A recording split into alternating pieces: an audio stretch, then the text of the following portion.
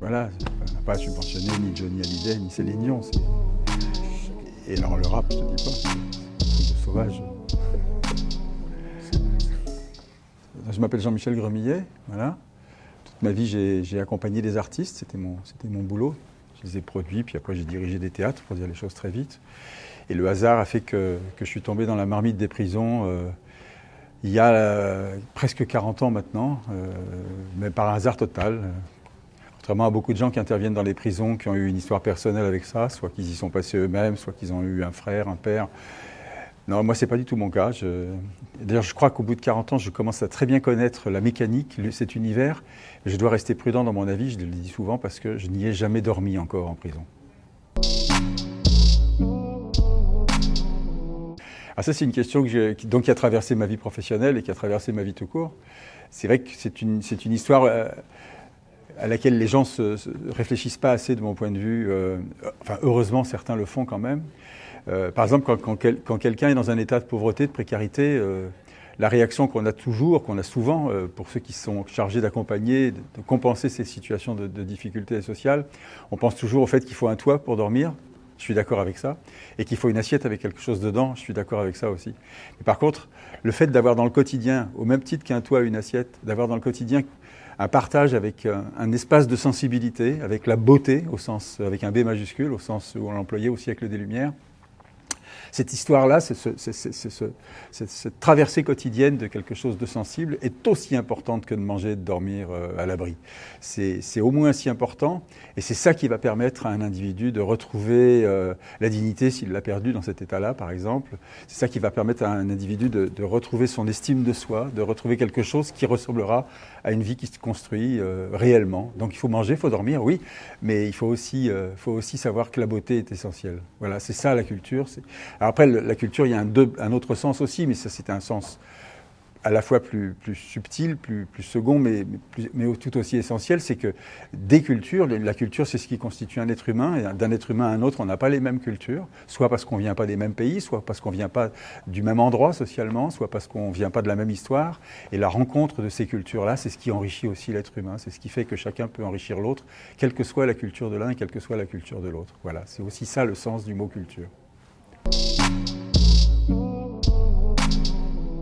Alors ça, non, je n'avais aucun a priori. Je commence à savoir qui on rencontre dans les prisons, même si ce sont des parcours souvent très très divers.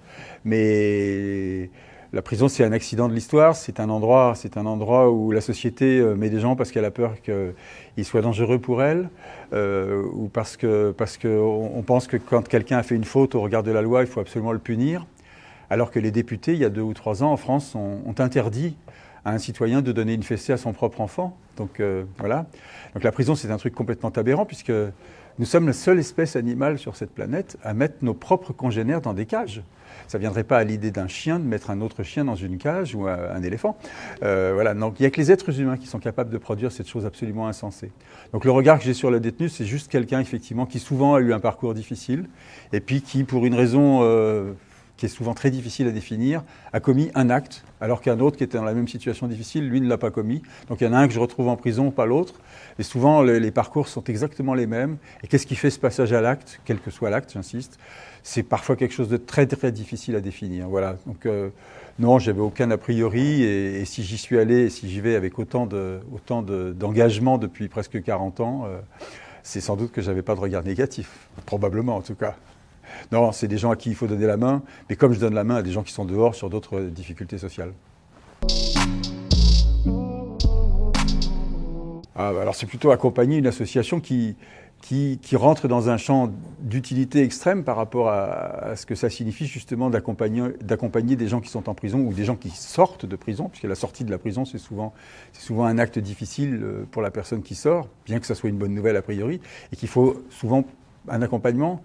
Donc je crois que c'est très important que dans le tissu social en France, il y ait toutes ces associations. Ça peut être aussi bien des aumôniers que des visiteurs de prison, que des gens qui construisent des projets culturels, que des gens qui accompagnent les sorties, que des gens qui soignent, que des gens qui font de l'enseignement à la prison, que ça soit bénévole ou en tant qu'enseignant rémunéré. C'est très important cet accompagnement, et c'est un accompagnement qui échappe à la machine de l'État. C'est un accompagnement que peut-être l'agent public ne peut pas produire, cette délégation de services publics que l'État fait auprès d'un certain nombre d'associations, comme la Lucarne d'Ariane, c'est quelque chose qui est inévitable, qui est important, qui est essentiel, qui est nécessaire. Voilà. Il ne faut pas oublier que quand quelqu'un sort de prison, notamment dans la construction mentale du fait qu'on a mis en prison parce qu'il y avait une faute à réparer, dans cette construction mentale, on a pensé que de mettre en prison, ça allait contribuer à resocialiser la personne.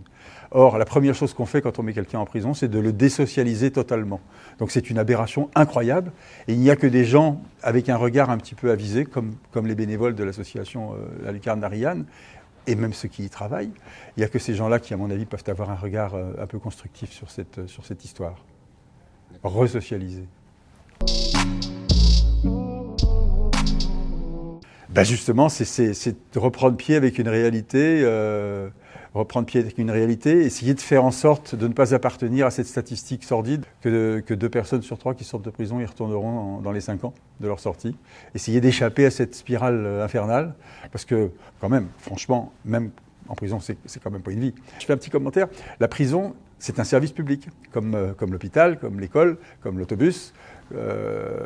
C'est un service public. Eh bien, c'est le seul service public négatif. C'est-à-dire que c'est un service public qui coûte cher, comme tous les services publics coûtent cher.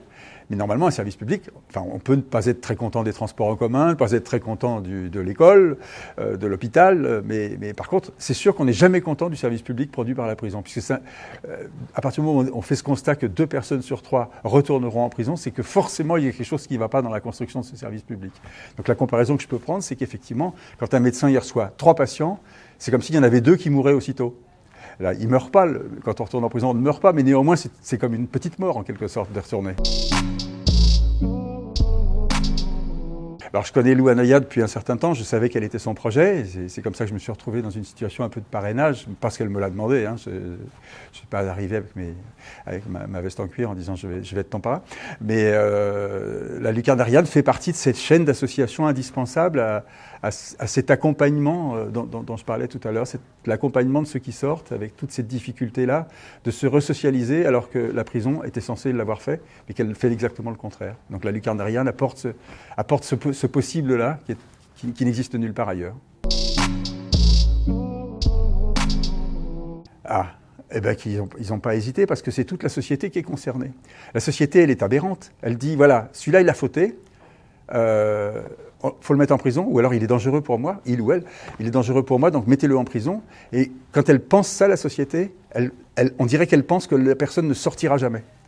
Or, elle sortira toujours, la personne. Même quand elle a pris perpétuité, elle va sortir un jour. Et ça, c'est comme si ça n'existait pas. Donc la société, elle doit s'emparer de ce sujet. Et elle doit être concernée par le fait que la personne, en supposant qu'elle a commis une faute et qu'il fallait la punir, et qu'il fallait qu'il y ait une peine, elle doit intégrer totalement dans son quotidien le fait que cette personne-là, il va falloir accepter qu'un jour elle va sortir. Donc elle doit être acteur de cette sortie, la société. Donc c'est en adhérant à des associations comme la Lucarne d'Ariane qu'elle va pouvoir le faire. Tout le monde ne sera pas d'accord avec moi, mais la société idéale, c'est une société sans prison. Parce que quand la société sera un peu meilleure, parce qu'elle n'est pas belle, la société, et c'est parce que la société n'est pas bonne qu'on a construit des prisons. Si la société était meilleure, on pourrait ne pas avoir besoin de prison.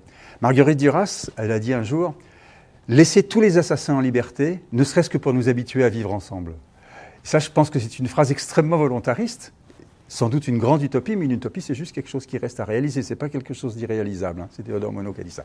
Donc effectivement, une société, si elle a des prisons, c'est elle qui les a construites et c'est elle qui les a générées.